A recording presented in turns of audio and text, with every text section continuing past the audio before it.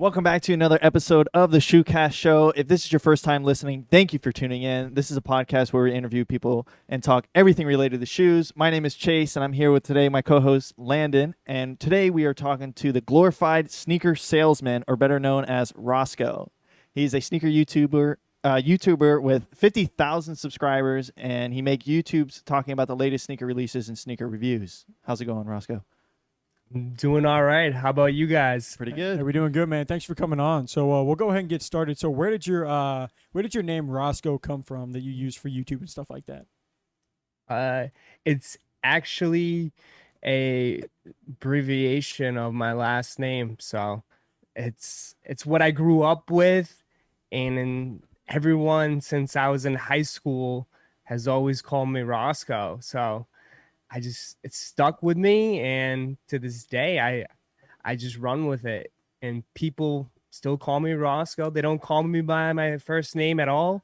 So, but that's just where it's come from. It's That's my pretty name. cool. All right, there you go. That's common. A lot of people get that get that last name or any variation of that as a nickname type of thing. That's pretty common to see for sure. So, how did you learn about and get into sneakers? I've always been into sneakers ever since I was a kid. It was just I think it just majorly came from my older brother. Mm-hmm. I'm like the middle child in my family, but I've had an older brother, and he was always into sneakers, and I was always the one looking up to him and stealing his shoes and trying to fit into them and wear them. So, and also sports. I played sports my whole life. Big into football, and just watching what you guys watch on TV and stuff. And even my mom used to tell me when I was a kid, I was like clean my shoes, always wanted to have the nice kicks, and it's been part of my life since I was a kid. So I've No. always been into shoes. Yeah, I can definitely relate to that. I used to get a bunch of shoe cleaner, bring my shoes into the kitchen, and pay my little brother to just, hey, you want a little extra money? Just clean all these shoes for me. I just give him a rag, give him the solution, and he go to work. But no, I can definitely relate to that. But why did you start filming YouTube videos? What kind of inspired that to happen? Well, I think it was, I was in a point in my life where it was like 2 years ago. I think my channel, I started on this platform about 2 years ago, and I was basically just looking for something to fill that void. I've tried everything in life, and I wasn't always successful at it, but I never even knew about sneaker YouTube or making videos on, about shoes Right. until one day I came across, and just searching for stuff, and I got addicted to it, and I just watched so many videos. And while I'm watching it, in the back of my head, I was always like, I think I could do better. I could do better. I can do this. So, I had that free time, and I one day I just literally took one of my family members, and I just recorded a video, threw it up, and I just got addicted, and I just had fun, and then I just been going ever since, 5, 6 videos a week for 2 years. Wow, So, that's dedication. um, Yeah, especially, it's and if you're having fun, then that's the most important part. It makes it easy, makes it easier. it's yeah, it is a lot of fun, and you meet so many people Mm-hmm. from around the world, and it's just madness. It's absolutely madness. You just connect with people, talk about shoes, and you know, my friends have always been into shoes, Mm-hmm. but they're not sneakerheads. Like I like shoes, but they don't know anything about shoes. Right. So it's good to connect with people in the community, and also people from LA, you know, United Kingdom, Australia. You just talk with everybody, and it's just fun. It's so much fun. That's awesome. No, definitely. And that's kind of the way it is, kind of like just in the sneaker culture, in the sneaker community. So I know that we've got to interview people from all over the place, but what would you say, kind of piggybacking off that, is one of your more memorable moments since being involved with sneakers? Memorable moments. As far as being on this platform, Yeah, or just anything, any people it that could you be might have met, any before YouTube. experiences or that you might have had with shoes, maybe a favorite shoe that you copped or something like that you didn't Well, expect, anything like that. I always talk about, my first pair of like hype sneakers I've ever owned was a pair of True Blue Jordan 3s. Oh. And I remember waiting on Easter, I think the Saturday before Easter, they were releasing it at the old Finish Line back in the day when you had to go wait in line with everybody. And I remember my mom dragged me because I was like, I really want the shoes, but I don't know if I want to go wait in line, and I don't know if we're gonna get a pair. And I think I was like in sixth grade.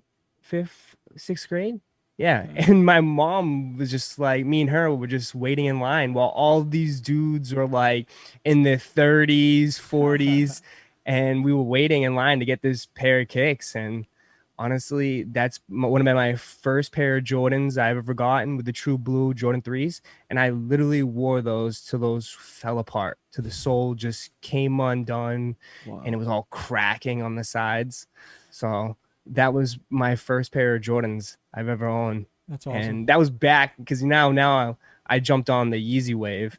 So Right. I'm more into Adidas Yeezy, but FYI, everybody's watching this, they weren't around back then. That's very true. Yeah, they're still technically new, if you would say, in the sneaker world.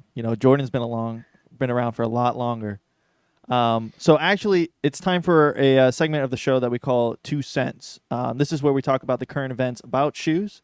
Recently, eBay just came out and they said they're going to partner with SneakerCon, and now they're allowing sneakers over $100 to be authenticated before arriving to the customer. Roszko, what are your 2 cents about eBay, and will this affect GOAT and StockX? Yeah, for sure. Yeah, it's going to affect. Yeah, I mean, the more companies entering the market is just better for us, consumers. Mm-hmm. Right. So they still got a long way to go because they just started this, and Right. we'll see how it works. Mm-hmm. But I think it's going to be successful. I know the guys over at SneakerCon, and they do an awesome job. If you guys haven't gone to a SneakerCon event, it's a must, absolutely a must. And they do a fantastic job legit checking shoes. So if they're in charge, I think they're gonna kill it. And it's a smart move by eBay, because I think that's always been the shadow of eBay, is if you go on there, I mean, Right. Yeah, like a lot a of black scams. hole. Yeah. It's a black hole. Uh-huh. Do you So- think it will take out one of the competitors? Do you think StockX or GOAT would disappear if eBay, is a true fighter?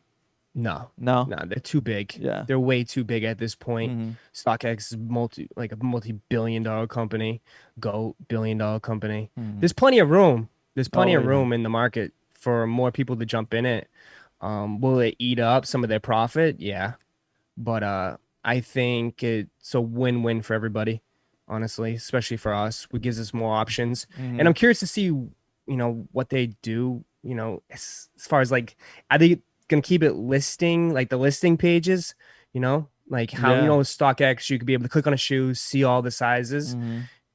eBay's a little bit different. Right. eBay, it's like each individual listing, Right. and it's gonna be a little bit harder too for sellers, because people be just taking pictures on their phone and uploading them, right? Right. So it's all gonna come down to that. I don't know. Yeah. It's gonna be interesting. Yeah, definitely. And eBay already kind of made a splash by a couple months back. They waived seller fees for any shoes over $100, which was like crazy. Unheard of. At first I was like, they're not going to be able to keep that up, but they're still sticking with it. Anything over $100.00, you don't pay any fee. eBay doesn't take their fee from that. So it's like you can sell a $700 pair of shoes on there, and it doesn't cost you money from Yeah. eBay. For So now. like that for For now. now. Yeah, That's what there's I'm no saying. way. There's no way. We just don't Because see that last eBay week. can do that, because they're in every segment. Exactly. You know, that's the big difference between StockX and GOAT. StockX only focuses on streetwear, sneakers. eBay, I mean, you can sell your grandma's furniture on there. Right. So it's they got a lot more customers, Yeah. bigger company probably, and for now. Yeah. For now. Should Yeah, be right, should be right, right. interesting to see what they do though Definitely. after that. But so you started making YouTube videos a little bit over 2 years ago now. So what is some advice that you have for people that are kind of wanting to become a sneaker influencer as well? Consistency. Consistency. Consistency is the main thing. And it's you're not going to be good at first. You're just not. Right. Go back into my archive. My videos are absolutely trash, but you gotta start somewhere. Right. And it may look easy, but it's not. It's not. I mean, you think you can talk to a camera and come across and, have this, and sound articulate and have a good flow, but no, it develops over time. Practice makes perfect. That saying definitely holds true. But you just got to be consistent, especially on YouTube. People are putting out videos like 5-6 times a week. You can't just put out one, a month and then expect people to keep coming back. Right. But you also got to make relevant content too. I think that helps a lot. Like searchable content, with me, I do kind of been leaning over the streaming. That's what I do now. I do a lot of live co-ops. And that I think is starting to take off a little bit is the more live, because it doesn't get any more authentic than live. Than your actual Exactly. experience of doing it, yeah. Yeah. And I've seen, if anybody watches my videos and my streams, I get a little bit of an inspiration from the gaming community and watching their streams and how they have over 15,000 viewers, 30,000 viewers. And I'm trying to implement some of that, bring it over to YouTube and make it, especially sneaker YouTube, and put my own spin on it. So Definitely. But Consistency. that's what Consistency is Got it. is the takeaway there. Well, that's actually a good way to lead into the next question is, I have been, when I was doing these questions, I saw that in some of your videos and live streams, you say chicken and W's. Where did that come from? I don't want to bite something, but yeah, they I mean, this is like a famous restaurant. It's called Roszko's Chicken and Waffles. Oh, okay. So it's my spin on it. Oh, okay. Yeah, Roszko's Chicken and W's. So we I don't know. It's the saying. It's fun. When I do my live cops, it's not about, watch me caught 15, 20 pairs and while you take an L. No, I try to get a personal, and then we all help each other try to get W's. And that's why I joke around. It's a family restaurant. Everyone eats. And that's the goal. That's just the goal. I want people to come in and walk away trying to get a pair, and hopefully they get that W, and make it a little bit of entertaining. So, some of these drops last 2-3 hours sometimes. They're insane. Yeah. I just try to make it fun, make it a fun experience, because awesome. sometimes it's really not. It's not a fun experience. It can be shit's grueling, for crashing sure. and Right. Yeah. I remember, what was that? Last year, Yeezy Day, it was like 12 hours long. They were just slowly dropping a single release every single few hours, and they were shifting from Yeezy Supply to Adidas, and that was awful. But that's awesome. I think that was one of the first big streams I did at the time. And if anybody's watching too, I should have added this to starting off. You don't need the best equipment. You don't need. I started off on an iPhone. That's how I started streaming. Did all this on an iPhone, and then whatever money I was able to generate, I slowly built it up. Right. I added the desktop, the dual monitors, the nice, the headphones, the mic, but you got to work your way up. Right. But it always started on a phone.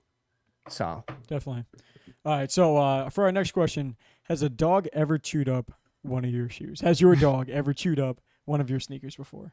No, thankfully not. Oh man. No. No, he doesn't go for the shoes, but the shoe boxes are, yeah. He's chewed up shoe boxes. Dang. I mean, I guess Yeah. you'd prefer it that way, right? So Yeah. the box is a Nah, little cheaper, less important than the shoe. You don't wear the box. I don't know. usually. Sometimes though, those Yeah. boxes are so nice. Sometimes I'm not gonna. I haven't bought a shoe yet for the box Yeah, that's and very not true. the shoe. I got a couple Yeezy boxes with his teeth dug in it. I mean, like you said, you don't wear the box, you wear the shoes, so Yeah. it's not too bad. Yeah. Nah, it could be worse. But so next, is there a special collab that you would like to see on a shoe brand or a certain shoe model? You know, I mean, in 2020, 2019, I think we're really starting to see more and more collabs just fly, just come out of everywhere. Travis Scott's are obviously popping right now. You've obviously got the Yeezy collabs that you have with Kanye. I mean, you see all kinds of different brand Crocs. collabs, fragment Yeah. collabs. You know, all kinds of stuff. Is there a certain collab or a certain collab you want to see on a certain shoe model that you can think of? Well, we know that technically Adidas Yeezy is a collab in a Right. sense, Yeah. but now Yeezy is its own So brand. its own separate. I would like to see some sort of Yeezy collab with someone else. Okay. That would be crazy. Yeah. Maybe like I know they're supposed to do like a Yeezy Derrick Rose Right. signature, I saw that. Yeah, I saw that. but I want to see maybe something different. Did you I see don't the know. mock-ups for that shoe too? The look for that Yeezy D Rose collab? It looks like a fishbone. Dude, it looks like a literal grilled fish. It looks Yeah. like a fish. I was like, Yeah. no way. There's no way that's a shoe. That looks like something you get at Payless. Yeah. It's But crazy. that's what I would want to see, like them dabbling into collabs and not just be, Kanye's shoe. And I Mhm. think I that wish Kanye even mentioned that, like, if he gets on the board for that, he wants to do like a Yeezy Nike collab. I think he mentioned that like a few weeks I back. doubt it. There's no way. He literally, There's because zero shot. there was a period of time where he was tweeting out like, "Oh, this Nike shoe's insane. I got to get me a pair of those," which you wouldn't really see from someone who's signed to a brand. That's just kind of frowned upon to do that. But it's Kanye West, so I Yeah. mean, What are you gonna do? that's all you need to say. People about lose that. their contracts over that, Yeah. especially Exactly. athletes. Oh Yeah, yeah. definitely. But I think Kanye West has probably solidified himself into that brand enough. So he mentioned for a second, like, oh, once I get on the board of Adidas or something like that, then I'm going to try and do some type of Yeezy. I forget what the if it was a specific shoe or if it was just like a Yeezy Nike collab type thing. I'm just like, I'd be blown that away. would be I don't even know. There's That would no just way. be insane. I don't know what you would do, how you would. I can't imagine. I He's know at this it'd be point where insane. he wants to bring people together. So I guess Nike, Adidas, the biggest rivals. So Right. I don't know. What would We'll they do? Yeah, that's what I'm saying. like I don't know how they would do it. like a Yeezy one. What? Oh gosh. It'd have to be on like a Nike shoe. Yeah, I think it'd be a exactly. Nike base with a Yeezy spin. Right. Like what? Like a Yeezy outsole on a one. Oh, boost. You gotta put Or- boost in it. Or yeah, boost. Yeah, 'cause Obviously. that's you like a- gotta put boost in it. yeah. yeah, Right. that'd be crazy. I don't know. It'd be interesting. It's just we're getting off topic now, but All that was right. definitely the. Back on topic. I remember looking at that. But so our next question is, you kind of mentioned obviously you're gonna get noticed at SneakerCon. You're one of the influencers there. But have you ever gotten noticed at like somewhere different? Like, have you ever been just like grocery shopping and someone just taps you on the shoulder? You're like, hey, Roszko. Like, can I? No, not yet. No. I mean, well, this year I haven't left my house really. That's true. That's So, very true. It's gonna make it more difficult. But when I do make a trip into the city, when I went to Concepts, I was getting I hit on the off-white rubber dunks and I was picking them up, and Okay. some kid that works there was like, "Oh, you Roszko?"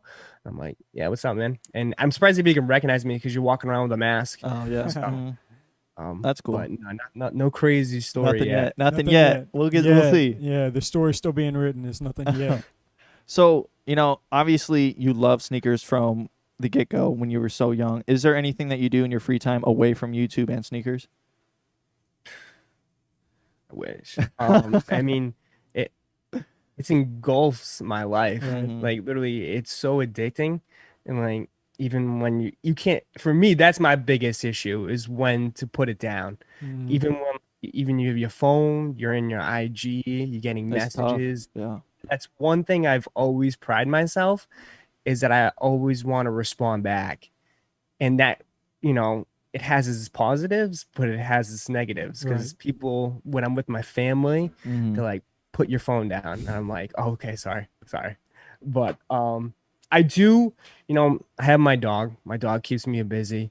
And I do, late night, I'll have a drink and play some COD. There you go. There you go. You got to step some away a little bit. Yeah, and just kind of get away from shoes. All right. That's about it. All right. So moving on, where do you see yourself or your channel in the next 5 years? Kind of what are your hopes and goals for what you're doing right now? That's a good question. Besides numbers based, I really don't never cared about the numbers. But maybe I want to have like a nice studio like you guys have. Like I like that. Thank you. Appreciate it. Yeah. It's Instead of corner, doing it in my we're- bedroom. We have a corner right here. Just don't look at everything that's going on back there. It doesn't look like it this. looks great on camera. It really doesn't look like this. Don't Trust worry. us. I just really want maybe some recognition, maybe, across the YouTube community. But do I want to work with like big brands? Maybe not. I kind of like being, an entrepreneur in a Right, sense and independent, have my own business. Right. But as far as 5 years, geez, hopefully I'm still doing it. Right. Yeah, definitely. Yeah. All right, so now let's talk a little bit about like sneaker collections and stuff like that. So like, how many pairs do you have in your collection, or and would you prefer quality or quantity? Like, I can see some quantity back there right now, basically where you're filming. But where do you kind of land there? Like, how many pairs do you have, and what do you go for? Do you try and get more hype stuff? Do you get whatever you like? Because people have different opinions on that stuff. Yeah, I have. I just sold a bunch, Okay. but I did have like 75 plus pairs. Okay. And it got to the point where I was looking at it and I was like, I have no more room. Like, where am I gonna put all this stuff? Right. And like, I wear a size 12, so they're big shoes, and I just get whatever I like. And now I'm going for everything. So I'm at that point where if I really like the shoe, I'll keep it. If not, I'll let it go. But I've never been just solely about the hype, the resale value. People can look at some of my collection and they'll be like, there's a mixture of bricks and there's a mixtures of, I got Air Yeezys up there. So Right. it's two ends of the spectrum. So I just always said, wear what you like. Who cares about some number on StockX? That's very true. Yeah, some like people that. forget that. I like that. It's not all about the hype. But so how have sneakers transitioned over the years, and what's your prediction for the direction of sneakers in the future? It's been all online, right? So true. we went from camping to now botting, which sucks. And I hopefully in the near future, maybe make these shoes more available, make them Make more pairs. accessible for people, because not everybody can bought. Like, no, the average person isn't botting. Right. The average Joe that just wants a pair of kicks, wants the hype, off-white, there's no way they can get it. Absolutely no way. So I want to see more hype shoes, more accessible. I don't care about resale, but maybe pre-order, some sort of pre-order. That'd be insane if Nike rolled off-white for pre-order. I can't imagine. That would be crazy. That'd be super cool. I don't know. We'll see. Maybe hopefully sneakers will be better. Sneakers app. Oh, dude, that don't even talk to him about that app. He's like 2 or 3 years dry on that thing. Yeah, 2 years. Not a single W. Dry. I've been on a streak past few weeks. I've been hitting everything. Oh my, stop. we're gonna have to end this. We're gonna have to cut this in. But I go for everything. Right. I So go yeah, for everything. yeah. So I mean, I don't know about him, but so do I mean, I hit. Occasionally, I'd say my success rate is a good 2%. Did you hit on the unions? No unions? Oh no, none of the union LAs, man. I think the last thing I hit was the Ruhan Wong like Blazers, and those weren't even that like. I mean, it was okay because whenever I go for sneakers app, I usually don't go for personals because I'm not really buying a lot of shoes for myself right now. But like I hit on of the three, of course, I hit on the ones that were the least flippable. So I'm like, oh well, at least they're being generous to me. Appreciate that. Yeah. But nah, the biggest shoe I hit, I did. It was about a little bit over a year ago now. I hit on the Travis Scott 6s. And the Sakai's. I hit on the Travis Scott 6s and flipped those for like 1,100 immediately. So like that was like, dude, I'm telling you. Hey, but they've made like sure I didn't have any more success after that. So they're doing their part. They're doing their part to make sure everyone else is eating. That's a big hit. No, that one was nice. But so we're kind of winding down here towards the end. We asked this to all of our guests. What is your all-time grail, and do you currently own it? No. Red Octobers. The Red Octobers. Yeah. I mean, Well, will I ever own it? Probably not. Dude, that shoe's I- expensive. I just never think I could spend that much money on shoes, you know? Dude, But, that's a year's salary for some people right now. Those things are so high. it's Those crazy. things are so And then high. I've seen it's so crazy 'cause I've always wanted that shoe, and I went to like some sneaker event in Tampa. I think it's Sneaker Travelers. Mm-hmm. And some guy was actually wearing them. I was like, what the hell, That's man? dangerous, He had man. them on feet. That's dangerous right there. I feel like And then someone, he gave my friend a pair of Air Mags on my stage. gosh. Which was absolutely insane. Like the whole Air Mags, the thing lights up. I was like, what? Dude, that's crazy. Whenever we first started this podcast, we actually like a few episodes in, we interviewed someone who because obviously the Red Octobers like weren't officially released, but he got like 4 pairs backdoored to him He was an OG. and flipped them for Yeah. thousands and thousands of dollars Yeah. just off the flip. He said he flipped them for like $25K. Is what he made off those things because they ended up being unreleased, so they just saw the pairs that they had made got backdoored, and Now, dude, I mean, they're obsolete. You can't find them anywhere. no way. Nope. And they're either worn or beat up, or Mhm. the brand new ones are probably gonna fall apart. Exactly. Yeah, it's like Just a myth. sitting there. No, it's. But yeah, I remember he was telling us because I like that question we asked you, like, what's one of your more memorable moments? He was like, yeah, I hit on these, got all these backdoored Red Octobers, and we're like, you did what? You did what? Yeah, he just casually dropped it too. Yeah, it We're was like, whoa, like, whoa, whoa, Friend whoa, would've we gotta. backdoored him. Great friend. Yeah, right. I would have won a piece of that too, the piece of the pie. Yeah, seriously. that would have been crazy. All right, so we're coming on to one of our last question of the podcast is: if you could choose, who should we have on next for our podcast?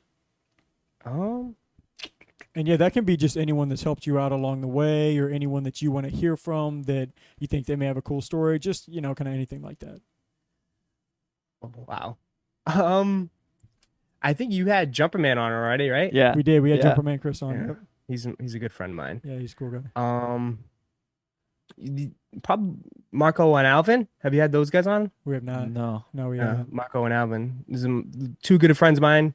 They dab into mystery boxes. Oh, and that's cool. We haven't really. Yeah. We no, haven't messed really with stuff like that talked yet. about anyone doing that. Uh, yeah, that'd be that, cool. That kind of took off last year and even a little bit of this year. Mystery boxes and stuff. yeah, Harrison is the king of that. Yeah, yeah. that's very So- cool. No, that's a good idea. We'll definitely look into that for sure. Awesome. But that's actually going to wrap it up for this episode. If you like this episode, please feel free to show your support by liking, following, and subscribing to whichever platform that you are listening to. Also, just wanted to give a shout out to everyone listening as we have just reached over 1,000 plays for this podcast. But thanks again, Roszko, for coming on, and thank you to our listeners for tuning in, and we will see you for the next episode. Peace.